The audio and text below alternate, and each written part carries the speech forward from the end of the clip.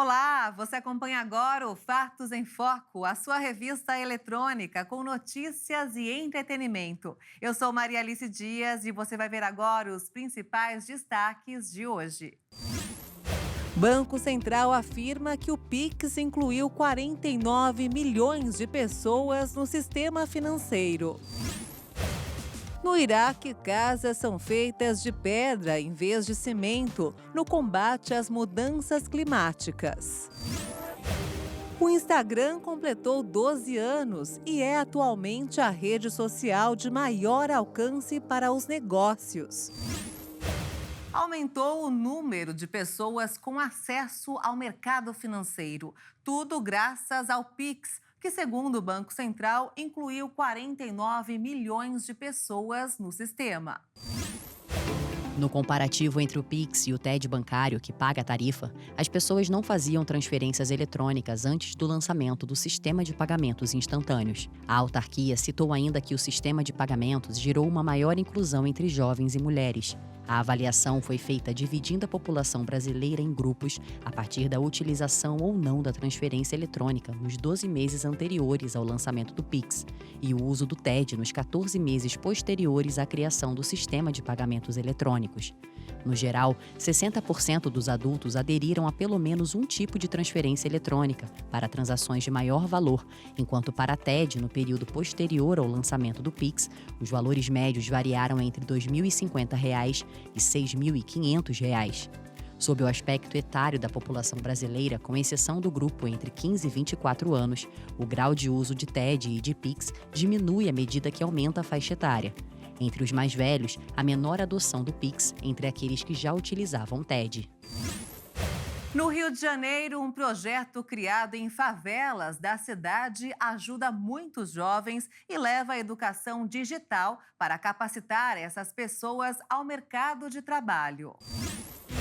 A iniciativa foi criada com a intenção de mostrar como existem talentos escondidos na favela, que por muitas vezes não são lapidados por falta de infraestrutura familiar e recursos financeiros. As duas primeiras unidades do projeto Vai na Web foram instaladas no Complexo do Alemão e no Complexo do Morro dos Prazeres, no Rio de Janeiro, no ano de 2017. O Vai na Web oferece escolas de tecnologia com aulas gratuitas de programação para jovens. A intenção é fazer com que os alunos superem as barreiras profissionais e tenham condições de assumir vagas de trabalho. Em todos esses anos de existência, ele já ajudou diversos jovens a encontrar o caminho a ser seguido na área profissional. O sucesso foi tanto que ele conseguiu romper as barreiras estaduais e recentemente inaugurou mais uma unidade na favela de Paraisópolis, em São Paulo. O projeto também conta com aulas virtuais, modalidade que cresceu muito na pandemia, facilitando o acesso para pessoas que não conseguem comparecer às atividades presenciais.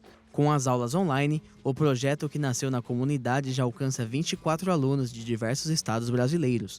Atualmente, o Vai na Web conta com 250 estudantes, porém, desde sua fundação, mais de 5.000 jovens já passaram pela iniciativa, segundo os desenvolvedores. Além de estudarem na escola, os alunos também podem participar do Estúdio Vai na Web, que presta serviço para empresas de diferentes setores. Todo o lucro obtido no estúdio com desenvolvimento de softwares para a companhia é reinvestido na formação dos jovens. O Prêmio Nobel de Economia foi concedido para 3 economistas americanos. Eles fizeram estudos sobre os bancos e a relação com as crises financeiras. Esse é o 6º e último prêmio do ano. Os pesquisadores receberão o prêmio de 10 milhões de coroas suecas, cerca de 5 milhões de reais, divididos igualmente entre eles. Ben Bernanke, Douglas Diamond e Philip Dybvig ganharam nesta segunda-feira o Prêmio Nobel de Economia. Os americanos foram escolhidos por suas contribuições para explicar o papel dos bancos na economia e em crises financeiras.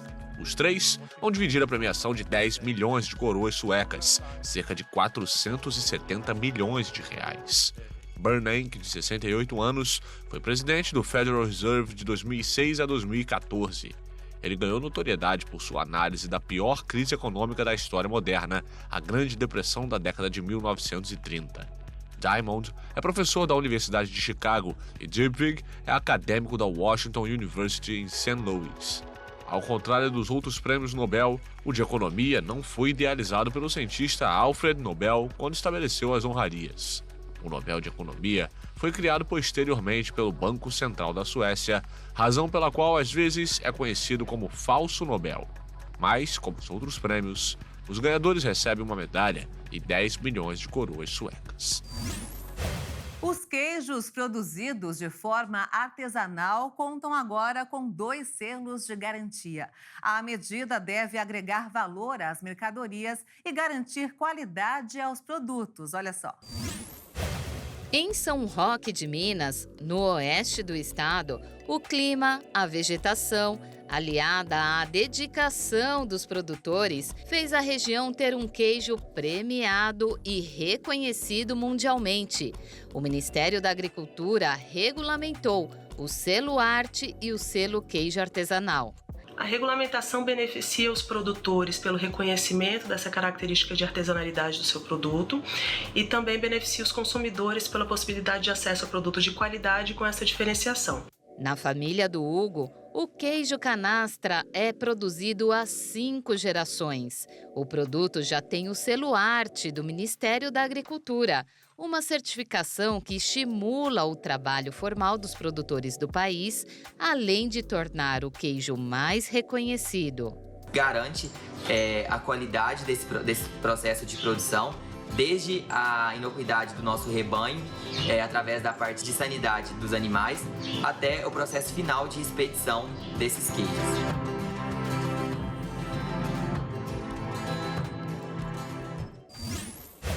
Um novo relatório apontou que as crescentes ondas de calor que atingem o planeta deverão ser a principal causa de morte no mundo até o final do século, superando inclusive o câncer.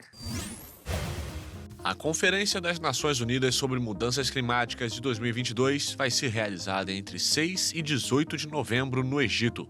A menos de um mês do encontro, a ONU, a Cruz Vermelha e o Crescente Vermelho pediram que o mundo fique atento às ondas de calor futuras e evite um grande número de mortes. Em um relatório conjunto, as organizações alertaram nesta segunda-feira que regiões inteiras do planeta vão se tornar inabitáveis nas próximas décadas devido ao fenômeno. As ondas de calor também vão ficar mais frequentes e intensas. De acordo com o documento, elas podem atingir e ultrapassar limites fisiológicos e sociais dos humanos, principalmente em regiões como o Sahel e o sul e sudoeste da Ásia. O relatório explica que em quase todos os territórios em que há estatísticas disponíveis, as ondas de calor constituem o perigo climático mais mortal. As ondas de calor causaram algumas das catástrofes mais mortais já registradas. O estudo lembra a que atingiu a Europa em 2003 e deixou mais de 70 mil mortos, e que a onda de calor que a Rússia viveu em 2010 matou 55 mil pessoas. Especialistas esperam que as taxas de mortalidade ligadas ao calor extremo sejam muito altas, comparáveis em magnitude a todos os cânceres até o final do século. E vamos falar agora sobre o Outubro Rosa, a campanha internacional que promove a prevenção contra o câncer de mama. Esse é o tumor mais incidente em mulheres em todo o mundo e o diagnóstico precoce é essencial para a cura. Os cuidados com a saúde começaram cedo na vida da Júnia. Desde a adolescência, a advogada realiza exames de rotina periodicamente. Aos 25 anos, colocou próteses de silicone e passou a ficar ainda mais atenta às mamas. Foi aí que percebeu que algo estava fora do normal. Me deu uma fisgada, bem assim na lateral. Foi um choque mesmo. E eu coloquei a mão. Que eu coloquei a mão e fui andando mesmo, eu senti um carocinho, e eu falo que esse carocinho parecia muito uma íngua. Júnia atribui o desenvolvimento da doença ao estresse que enfrentou naquele período, o mesmo que aconteceu 3 anos após a cura do primeiro tumor. A mesma razão que a levou a descobrir um terceiro nódulo em 2017. Mas em todos os casos, ela foi curada. A minha história foi essa, foram histórias assim, foram os últimos 12 anos, eu falo que tem 2 anos que, graças a Deus, eu falo que eu encerrei esse ciclo, mas lógico, estou aí nessa fase de investigação, mas todas as vezes, isso só foi possível pelo diagnóstico precoce. É o que afirma também o Dr. Morris Pimenta, diretor do Hospital da Mulher em São Paulo, referência no tratamento de câncer de mama, com atendimento pelo SUS. Quando eu pego um câncer em estadiamentos muito iniciais, um pequeno procedimento, às vezes ele consegue resolver in situ, que a gente chama, e isso faz com que a pessoa tenha uma repercussão muito pequena da vida, né? Ela vem um procedimento, resolve, às vezes faz uma quimioterapia ou uma hormonioterapia e coisa resolve. Agora, quando eu pego estadiamentos muito avançados, eu preciso, às vezes, fazer procedimentos radicais, como mastectomia, às vezes eu tenho ele metastático, que faz com que eu tenha uma repercussão sistêmica disso e com uma mortalidade muito mais alta. A descoberta precoce pode elevar as chances de cura a 90%, ainda mais com os tratamentos avançados que se tem atualmente. No Brasil, a gente tem uma política de câncer definida pelo Ministério da Saúde, sob coordenação do Instituto Nacional do Câncer, o INCA, A gente tem a revisão, de medicamentos, que eles acontecem a partir de evidências em saúde, isso é uma coisa que é o Ministério da Saúde que nos pauta, e a gente tem aqui no Hospital da Mulher alguns protocolos de pesquisa que trazem medicamentos que ainda não estão aprovados no SUS, mas que, se as mulheres estão dentro deste protocolo, principalmente imunobiológicos, quimioterápicos, elas conseguem ter acesso a este tratamento aqui. E este aparelho aqui, chamado PET-CT, é uma novidade aqui do Hospital da Mulher, que melhora e agiliza os processos, porque ele faz um mapeamento da possibilidade de metástase do câncer de mama para a definição do tratamento mais eficaz para cada paciente. Que é um equipamento de tomografia que faz a captação por meio de uma glicose modificada, e que faz a hipercaptação do tumor quando ele não é visível por outros métodos. Então eu consigo perceber um tumor metastático muito antes de outros métodos serem capazes de fazer isso. Além dele, outro equipamento que chama a atenção no hospital é este. A Inova Saúde trouxe para dentro do hospital vários equipamentos de última geração. Entre tomógrafos, ressonâncias, mamógrafos e o acelerador linear. O acelerador linear, ele é bem interessante porque poucos hospitais hospitais privados, têm esse equipamento com essa tecnologia, onde ele detecta, ele tem um campo de visão bem grande e o profissional, o médico, ele pode detectar exatamente aonde ele tem que colocar a radioterapia no tumor. Todo esse aparato também auxilia no diagnóstico precoce. Segundo a especialista, com essa estrutura, em 2 dias é possível fazer a consulta e passar por todos os exames necessários em um só lugar. Esse é um grande diferencial desse Hospital da Mulher. Desde a sua entrada, ela fica 2 minutos no máximo fazendo o seu cadastro, entra no hospital, ela já faz o seu exame, já detecta qual é o câncer, o tamanho, e ela já sai com o tratamento pronto para ser administrado. Nós sabemos que os animais são companheiros para todos os momentos, mas eles também podem ajudar as pessoas que enfrentam transtornos psicológicos a lidar de forma melhor com os problemas. Vamos ver. O Brasil tem 139 milhões de pets. É o 3º país do mundo com o maior número de animais domésticos. O IBGE e um levantamento feito pelo Instituto PET mostra que o país fica atrás apenas dos Estados Unidos e do Reino Unido. Mas como o censo é de 3 anos atrás, o número aumentou. Para exemplificar como os animais podem ajudar na reabilitação de pessoas com transtornos, o Instituto Brasileiro de Educação e Terapia Assistida por Animais, no Paraná, funciona como um centro de tratamento psicológico que utiliza cães e gatos como modelo coordenado por uma terapeuta comportamental. O primeiro contato do paciente com o pet é quando a pessoa escolhe entre os animais do centro o que mais se identifica para, a partir daí, começar o processo terapêutico. Os animais têm a capacidade de fazer com que as pessoas que sofrem de doenças emocionais reduzam os pensamentos negativos, pois sua presença consegue amenizar todos os sintomas de estresse, angústia, tristeza e solidão. Os estudos mostram que eles podem causar a redução de crises de pânico e ideias suicidas, por exemplo, através da distração. Se ter um bichinho do lado nos momentos alegres do dia a dia já é bom, quando ele atua como um facilitador na cura de doenças emocionais é melhor ainda. São os chamados animais de assistência emocional, considerado também como um cão de serviço, que são avaliados por um adestrador comportamental em testes de comando de obediência. Uma lei em vigor no Rio de Janeiro permite que os pets acompanhem as pessoas em locais públicos ou privados de uso coletivo, como os transportes, se tiverem um laudo psicológico ou psiquiátrico para provar que eles estão ajudando alguém. A participação do Brasil no mercado global de créditos de carbono pode chegar a 120 bilhões de dólares, mais de 626 bilhões de reais até 2030. O estudo é do painel intergovernamental sobre mudanças climáticas. A pesquisa revelou que o país pode responder por quase 49% da demanda mundial do lançamento de gases de efeito estufa na atmosfera, principalmente o dióxido de carbono ou o gás carbônico. O objetivo do estudo é atualizar o mercado sobre o desenvolvimento dessa pauta após a Conferência das Nações Unidas sobre a Mudança do Clima de 2021 apresentar um dimensionamento do ecossistema nacional do segmento. Nesse ano, o país foi responsável por 12% da oferta global de créditos de carbono, ante 10% no ano anterior. Nesse processo, foram feitas entrevistas com 25 empresas atuantes, desde financiadores até os compradores finais, considerando o preço de um cenário otimista de $100 por tonelada de dióxido de carbono e a capacidade do crédito global do mercado voluntário no Brasil. Para a gerência do projeto, a falta de clareza no mercado de carbono, causada pela ausência de informação, é um dos obstáculos para que o setor seja regulado no país, além da baixa qualificação da mão de obra para a implementação de um projeto. Os créditos de carbono são um mecanismo importante na transição para uma economia de baixo carbono, capaz de fomentar o desenvolvimento econômico, social e ambientalmente responsável.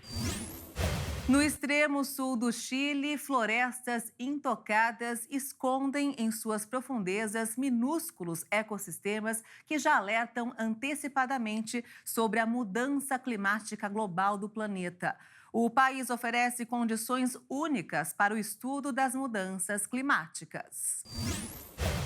Cabo Horn, 10 graus de latitude mais ao sul do que a Nova Zelândia e a Tasmânia, é o último lugar habitado antes de chegar à Antártida. Aqui, os cientistas estudam o Parque Etnobotânico de Omora, lar de uma imensa variedade de líquens, musgos e fungos que já apresentam sinais do aquecimento global. Outro aspecto determinante nesta área é o gradiente de altitude, que são pisos climáticos com características que mudam dependendo da altura da montanha. Em Cabo Horn, a cada 200 metros, a temperatura muda 1,5 graus, uma alteração muito drástica. Os registros mostram que a flora local já mudou de acordo com a altitude. Os organismos que vivem nas águas do rio Róbalo também fazem parte desse sistema de alerta do aquecimento global. Ao mudar de local, os organismos aumentaram seu ciclo reprodutivo, o que confirma uma alteração climática mínima na área, mas pode ser muito maior em outros lugares do planeta. O Centro Internacional Cabo Horn garante que o Chile oferece 2 janelas para o mundo. O planeta pode escolher observar os alertas e se precaver de desastres, ou ignorar e arcar com as consequências. As casas construídas de cimento estão por toda parte no Iraque, mas na cidade de Aquirá, no norte do país, pedras estão sendo mais utilizadas, uma decisão que, além de mais barata, traz benefícios no combate às mudanças climáticas. Uma mudança nas obras para ajudar o meio ambiente. A cidade, fundada há mais de 2.700 anos na encosta de uma montanha de difícil acesso, está localizada na região do Kurdistão iraquiano, que, como o restante do país, sofre com o aumento da temperatura e da escassez de água. De acordo com as Nações Unidas, o Iraque é um dos 5 países do mundo mais expostos aos efeitos das mudanças climáticas. Diante da apatia do governo, Accra, com 100 mil habitantes, decidiu recorrer a técnicas antigas para enfrentar as consequências. As autoridades locais proibiram o cimento para a construção e renovação da cidade velha desde 1991, ano em que o Kurdistão obteve autonomia no Iraque. Apesar da medida, o cimento ainda é permitido nos bairros vizinhos. Além dos benefícios ambientais, os esforços para preservar o patrimônio arquitetônico de Accra podem atrair turistas. De acordo com a Autoridade Regional de Turismo, nos primeiros 4 meses de 2022, o Kurdistão iraquiano atraiu 1.700.000 visitantes, a maioria cidadãos iraquianos.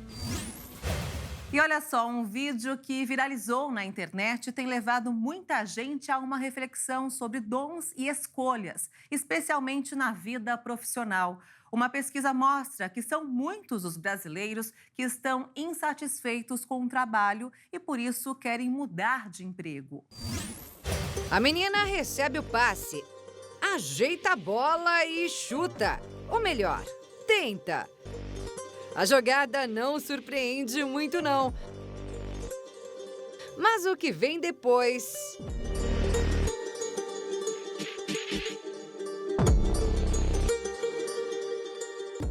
A habilidade singular da garotinha impactou a internet. E não por acaso. O vídeo viralizou em várias partes do mundo, inclusive aqui no Brasil, onde ganhou a seguinte legenda: todos temos habilidades únicas. Talvez você só esteja no lugar errado.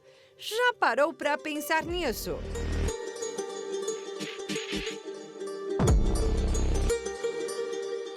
O psicanalista Júnior Silva confirma que são muitos os pacientes que questionam se seus dons e escolhas estão mesmo caminhando juntos. Às vezes eles até reconhecem os dons que têm, mas a cobrança que tem, às vezes, da sociedade, que você precisa ganhar muito dinheiro, que você precisa isso, aquilo, atrapalha, muitas vezes, de eles vivenciar o dom que eles têm. É por isso que, desde muito cedo, é importante avaliar as aptidões das crianças para encaminhá-las às escolhas mais certeiras. Nós temos que motivar os nossos filhos, desde pequenos, a realmente desenvolver os seus dons. Às vezes, a gente pega muitos filhos não partilhar o que eles gostam, quais são os seus sonhos, porque às vezes eles têm medo até de represália dos pais. Olha que perigo isso. Porque nós que somos pais, porque eu sou pai, nós não podemos colocar as nossas frustrações, expectativas e jogar em cima dos filhos. Isso acontece muito. Então, por exemplo, a mãe não foi médica, então ela quer que a filha seja médica. O pai não foi engenheiro, então agora ele quer que o filho seja totalmente engenheiro. Não, deixamos os nossos filhos escolher os seus caminhos. E na hora de definir a profissão, vale a pena buscar também por uma orientação vocacional. Mercado de trabalho, interesses, objetivos, habilidades. Muitos podem até pensar que não é possível conhecer a si mesmo em um teste como este. Mas depois de passar por outra experiência profissional, tem muita gente que acaba dando valor à avaliação para mudar de carreira e então focar naquilo que tem mesmo a aptidão para, enfim, poder trabalhar com amor e prazer. Uma pesquisa realizada este ano com 33 mil trabalhadores de 17 países mostra que aqui no Brasil, 4 em cada 5 pessoas consideram mudar de emprego. As razões para isso, segundo outro levantamento, se dividem entre a busca pelo equilíbrio da vida pessoal e profissional, expectativa de um salário maior ou por uma função mais significativa, redução da quantidade de tempo trabalhado por dia e a procura por um trabalho que dê prazer. O que para muitos significa empreender. E principalmente para isso, é preciso conhecer as próprias habilidades. Eu fui de carreira de muitos artistas, eu fui de carreira de muitos empresários, de CEOs. E você sabe que muitos deles chegam para mim e falam: Júnior, eu quero trocar de carreira, eu não estou feliz. Porque as escolhas que eles fizeram foi muito baseado na cobrança da sociedade, não realmente aquilo que eles amavam fazer. E às vezes vinham os pais, colegas, né, tudo fazendo uma cobrança, e eles calaram esse amor, né, esse dom que eles tinham. Aí chegou um certo momento e fala: não, agora eu preciso viver para aquilo que realmente eu fui chamado a viver. Para quem não tem o mundo todo enxergando e elogiando suas habilidades, como é o caso da garotinha do vídeo, fica a dica do especialista. Se tem dúvidas, busque uma orientação vocacional e valorize seus dons. Lembrando que quando a gente segue o dom que temos, ganhar dinheiro, sucesso, ele é totalmente consequência. A primeira coisa que a gente tem que pegar: qual que é o seu dom?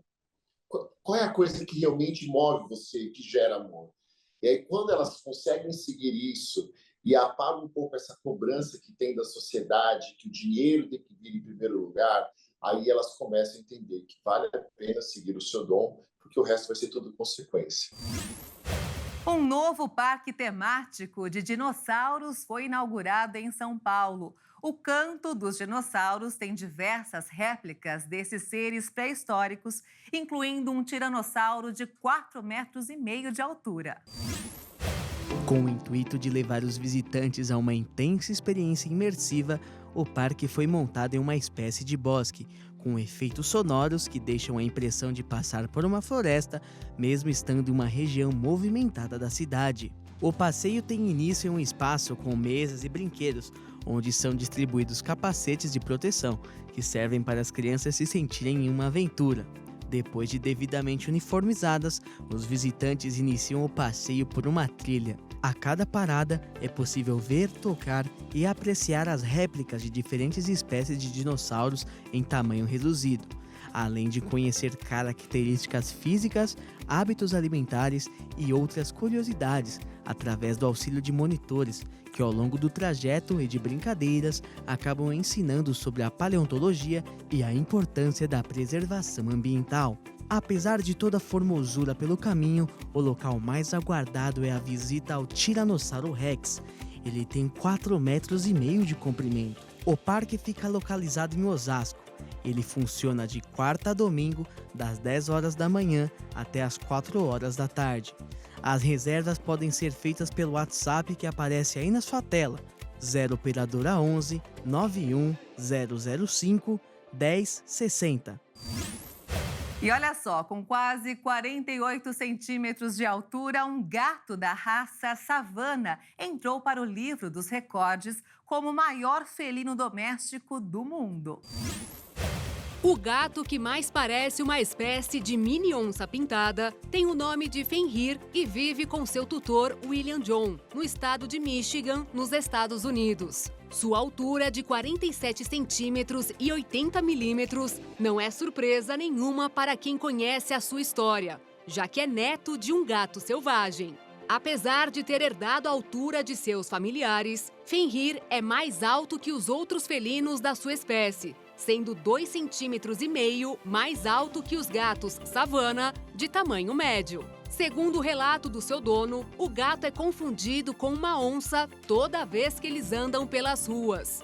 Mas, diferente delas, o gato é super companheiro, carinhoso e dócil. Outra peculiaridade é que, diferentemente do que vemos em filmes e desenhos animados, em que os gatos são animais travessos e muitas vezes preguiçosos, Fenrir trabalha como gato de terapia na clínica de seu tutor, com o objetivo de acalmar os pacientes e ajudá-los a se sentirem à vontade. A raça de gato savana é resultado de um cruzamento entre um felino doméstico e um serval, uma espécie africana selvagem de tamanho médio e orelhas grandes, que ficou popular entre os criadores no final da década de 1990. E no ano de 2001 foi aceito como uma nova raça registrada. Em Campo Grande, Mato Grosso do Sul, um projeto de lei prevê permitir que pets de pequeno e médio porte sejam levados em transportes públicos. Cada vez mais tem se popularizado a ideia de que animais de estimação são como parte da família. Tramita na Câmara Municipal de Campo Grande um projeto de lei onde animais de pequeno e médio porte, em especial cães e gatos, terão direito de serem carregados em transportes coletivos. Para isso, eles deverão estar com a vacinação em dia, limpos, usando focinheiras, guias e coleiras. Além disso, deverão estar protegidos em caixa ou sacola de transporte própria. O projeto de lei ainda precisa ser votado pela Câmara e sancionado pela prefeita municipal. Eu não concordo, porque um animal entrar numa condução com passageiro, eu não concordo. Tanta coisa para permitir, para fazer, para criar. Agora, cachorro no ônibus, olha, sei lá. Eu acho um absurdo, né? Porque as pessoas, tem muitas delas, principalmente crianças e idosos, que são alérgicos Eu acho que não seria uma coisa muito legal. Porque o ônibus hoje em dia, da forma que está, ele é aglomerado, entendeu? Então é uma coisa assim que não tem nem lógica. Eu acho legal. Tem que ser bem organizado. Mas eu acho que dá certo, sim. Mas é importante para os animaizinhos. Com certeza. E quem não pode levar num carro? O seu Lorival Nogueira é aposentado. Todos os dias passeia com esse cachorrinho que chama Guri no Mercadão Municipal. Ele ficou animado com a notícia. O problema está no ser humano, não é nos cão e gato. Eu entro dentro do mercado com ele, ninguém me fala nada. Vou em todo lugar com ele. Especialistas em arte da Holanda anunciaram uma descoberta importante. Se trata da obra do pintor cubista francês Fernand Léger, que estava escondida há mais de um século no verso de uma de suas pinturas. Vamos conferir. A obra, até agora desconhecida, intitulada Fumaça sobre os Telhados em tradução livre, provavelmente foi pintada entre 1911 e 1912, no verso do quadro Le 14 Juliette, feito um ano depois. As informações são de especialistas do estúdio Redivivos. Os técnicos apontaram que a pintura, parcialmente danificada e coberta por uma camada do que parece ser uma cola forte, marca uma virada na obra de Léger, um parisiense contemporâneo de Picasso.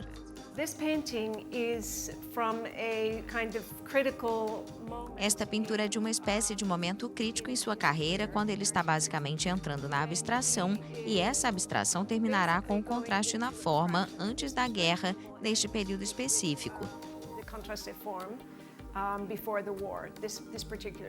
Os especialistas acreditam que a obra faz parte de uma série em que o artista pinta a vista para a Catedral de Notre-Dame de sua oficina, de onde se avistavam os telhados da capital francesa. A história do quadro começa há cerca de 110 anos, quando o artista ofereceu a tela Le 14 Juliette ao amigo Marc Duchesne por ocasião de seu casamento. Duchesne morreu na Primeira Guerra Mundial e, embora a obra tenha permanecido na família, nunca foi exposta por causa das tristes lembranças que representava e permaneceu desconhecida por anos. A pintura será exibida em novembro no Museu Kröller-Müller, no centro da Holanda, como parte de uma exposição da série de obras sobre os telhados de Léger. E agora você vai ver uma história de superação e amor pelo automobilismo. Um piloto peruano cego não abandonou sua paixão pelas pistas e segue ultrapassando limites. Vamos ver. O piloto peruano José Luis Cante deixa para trás nas pistas de corrida todos os obstáculos que tentam frear sua paixão pelo automobilismo. Ao lado de um instrutor, o peruano, que é cego e parcialmente surdo, abafa as dificuldades físicas com o barulho do motor. Ele alcança impressionantes 180 km por hora em sua apresentação no autódromo de Yahuacocha, no Equador. Em 1998, Cante foi diagnosticado com síndrome de Usher, uma doença congênita que leva à perda progressiva da visão e da audição. O problema de saúde tirou o piloto das competições profissionais em 2001, mas o peruano não se rendeu. Pátio, como é conhecido pelos amigos, se prepara para dar um espetáculo que serve como prévia dos 1.001 quilômetros do Equador, a prova mais importante do automobilismo local. Com um semblante sério, ele entra no carro, segura o volante e espera as instruções de Piero Polar. O guia e copiloto de 38 anos é responsável por passar as instruções para que Cante percorra os 3,7 quilômetros da pista. Comecei a conversar com Piero e disse a ele: Piero, gostaria de entrar no seu carro. E Piero me disse: ok, vou colocar um assento e te dar uma carona. Eu falei: eu não quero uma carona, eu quero dirigir. Ele virou para mim e disse: quando você quiser. E fechou comigo. Na primeira vez que realizaram esse tipo de exibição no circuito peruano de La Chutana em 2020, o rugido do motor atrapalhou a comunicação.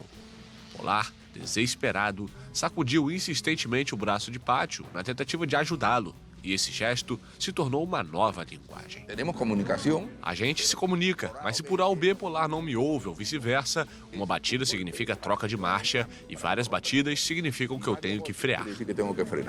Antes de cada apresentação, a dupla procura percorrer a pista para que Pátio memorize o traçado e saiba quando virar à esquerda ou à direita. Polar também guia o volante quando necessário.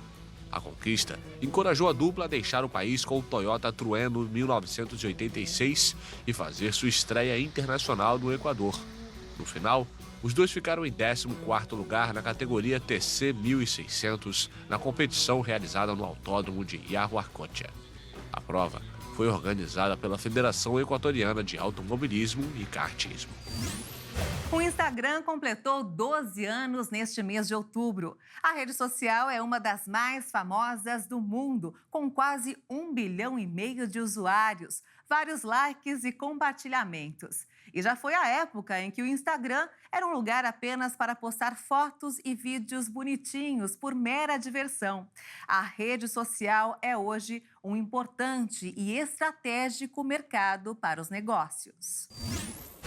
O Instagram é uma das redes sociais mais famosas do mundo e a preferida de muitos brasileiros.